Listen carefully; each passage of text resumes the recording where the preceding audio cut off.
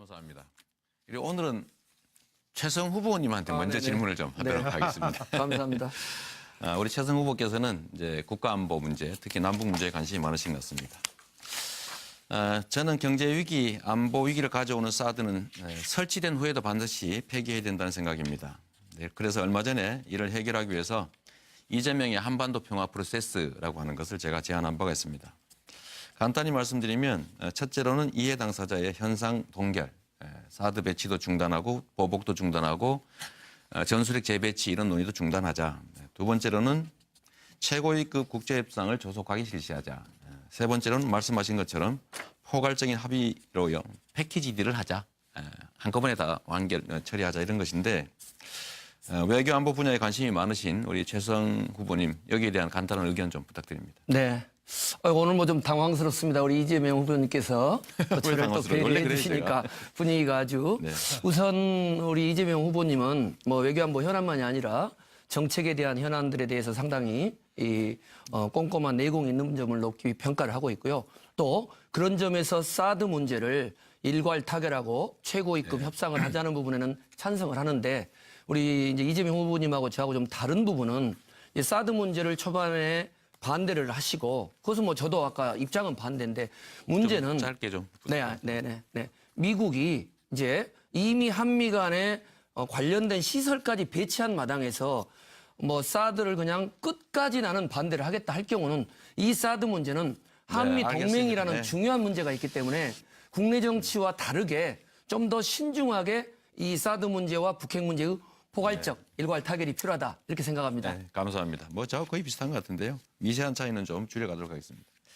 문재인 후보님, 예. 네, 저 몇 가지 여쭤보겠습니다. 국가 지도자는 무엇보다도 신념과 철학이 좀 뚜렷해야 되고 그리고 그것은 일관성이 있어야 그야말로 국민들이 예측이 가능합니다. 또 지도자의 안정성이라고 하는 것은 뭐 덩치의 크기나 주변 세력에게서 나오는 것이 아니라 그야말로 그 지도자 본인의 신념, 철학, 일관성이죠. 저는 예를 들면 이재명은 뭘 하려고 하는지를 국민들은 쉽게 압니다. 그런데 문재인 후보께서는 세력은 많고 대통령이 될 준비는 돼 있으신 것 같은데 뭘 하려는지가 좀 불명확할 때가 많은 것 같습니다. 우선 제가 이 말씀 한번 들여다보고 싶은데요. 중대 사안에 대한 지도자의 말과 태도가 바뀌는 건 정말로 심각한 문제라고 할 수 있습니다. 탄핵 과정에서 저는 첫날부터 마지막 날까지 퇴진과 탄핵을 외쳤고 실제로 그렇게 됐습니다. 이게 시대 정신이고 민심이기 때문에 저는 정치 생명을 걸고 그렇게 주장했죠. 그런데 문 의원님은 거국 중립 내각 또는 박근혜 이선 후퇴 또는 명예로운 퇴진 이런 얘기하시다가 탄핵에 찬성하는 쪽으로 바뀌기도 하시고 탄핵이 기각되면 혁명밖에 없다 이렇게 말씀하셨다가 승복한다고 또 바꾸시고 이런 중대 사안에 대한 지도자들의 입장이 바뀌면 국민은 불안합니다. 이제 이 점에 대해서 혹시 생각이 바뀌신 건지 표현이 바뀌시는 건지 한번 알고 싶습니다. 우리 이재명 후보님이 이 탄핵 정국에 대해서 선명하게 입장을 내오신 것에 대해서는 높이 평가를 하고요. 그러나 저도 이 탄핵에 대해서는 처음부터 시종일관 촛불 민심과 함께 해왔다고 자부합니다. 예. 근데 입장이 자꾸 바뀌셔서 처음에는 이선 후퇴 정도로 뭐 하자 탄핵이 뭐냐. 정치가 흐르는 거죠.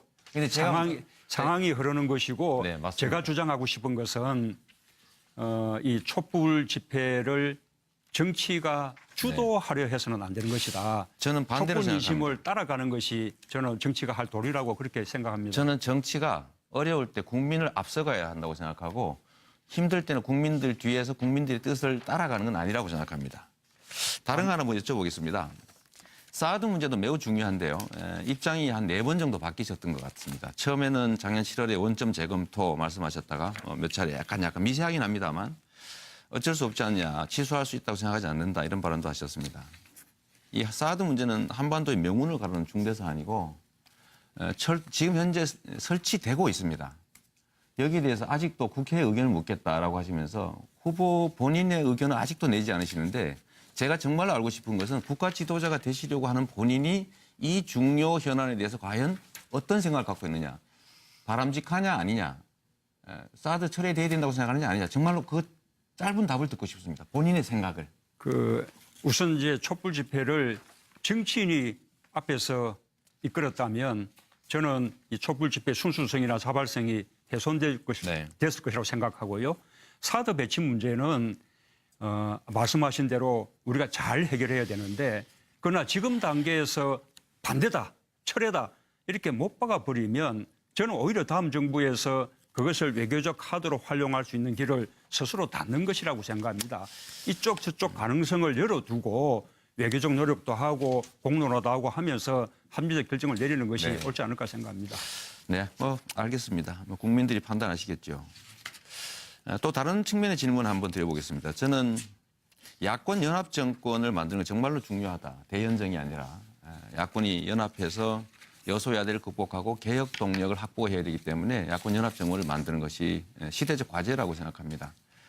그런데 이 점에서 보면 우리 문 후보님은 당대표 하시다가 대부분의 우리 주요 인사들이 탈당을 해버렸고 또 그분들하고 감정적 관계도 안 좋으신 것 같고 최근에 또 반개혁 세력이라고 하셔가지고 거의 야권 통합이나 연합 정권이 불가능해 보이는데 좀 문제라고 생각되고요.